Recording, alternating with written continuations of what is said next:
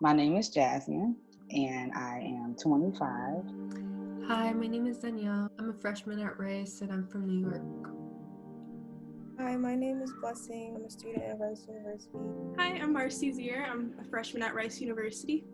Sex trafficking is anything that's non-consensual of you being somewhere you're not supposed to be or somewhere you don't want to be. Anything non-consensual, anything that's a no is a part of sex trafficking. Molestation, rape is a part of sex trafficking. If somebody pick you up, it could be a person that somebody who planned this. Okay, I'm going to pick her up. I know when she get out of school. I know where she works. I know this, I know that. And I'm not going to let her go. It can be a fatal attraction. Who do you see is mainly affected by this?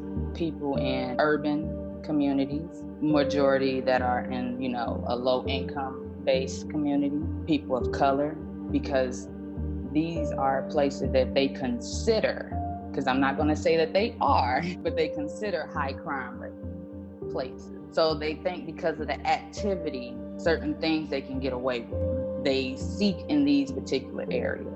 And if they're not in those areas, if you were to go to a rural area or suburban outskirt area, they take their time and they make sure that they watch you in those areas because you're a person of another standard and another stature.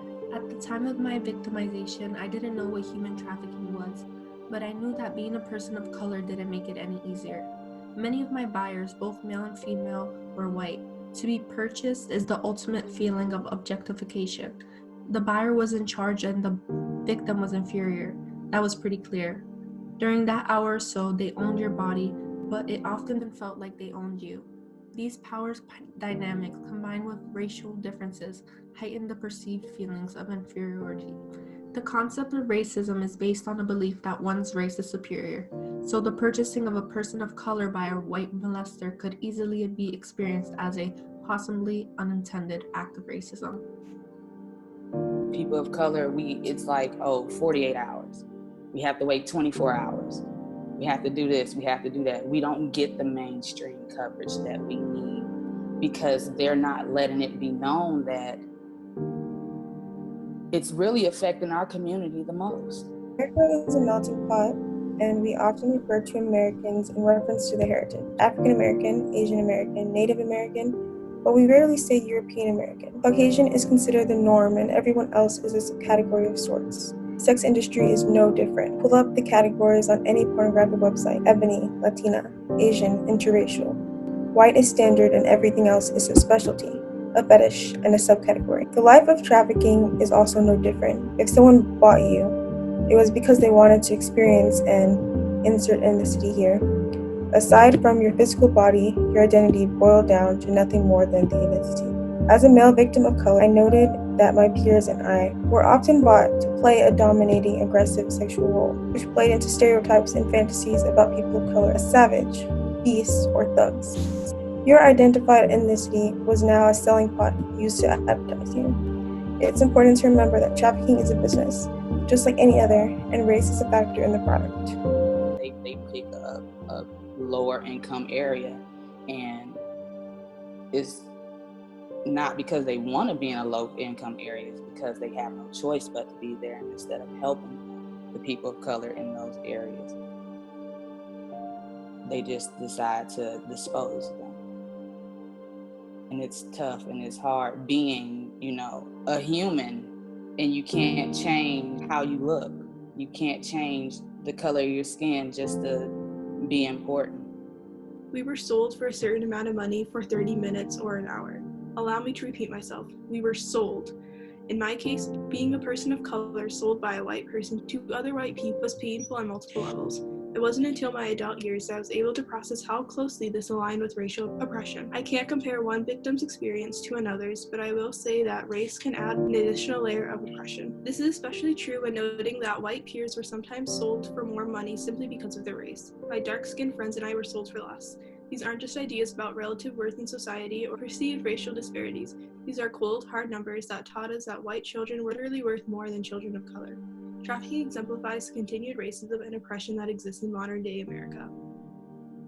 They see that little brown girl You know, they just see that little brown girl walking down the street, and instead of looking at her as that little brown girl, that could be a teacher, a doctor, a professor, they look at her as a single mother, soon to be, a escort thing. We can't even be ourselves. We can't even express ourselves.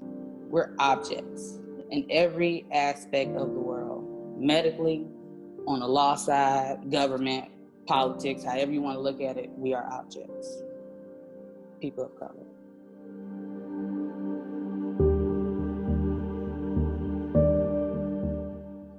I think that it's definitely something that should be brought up more in CTIS, but like the mandatory one and the LPAP, we spoke about it, although it was very brave. Watching that documentary really opened my eyes and helped me understand what a person is really going through that has experienced that. I feel like if it's in the regular class that every person is required to take, we would be able to reach more people of color. I think the fact that this issue of POCs being disproportionately affected by sex trafficking not being spoken about enough is a problem in itself.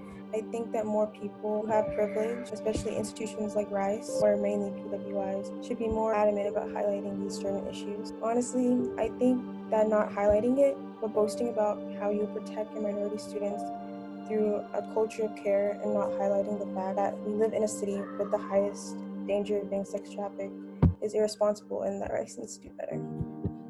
I think it's important to shine a light on that, especially because they are the largest victims of sex trafficking. I know on Twitter it was trending for a while, posts about how African American women are more likely to be sex trafficked and how they go missing for like longer periods of times, and it really just seems like no one is trying to look for them, and like all the police, like it doesn't seem like they're necessarily on our side when trying to find them.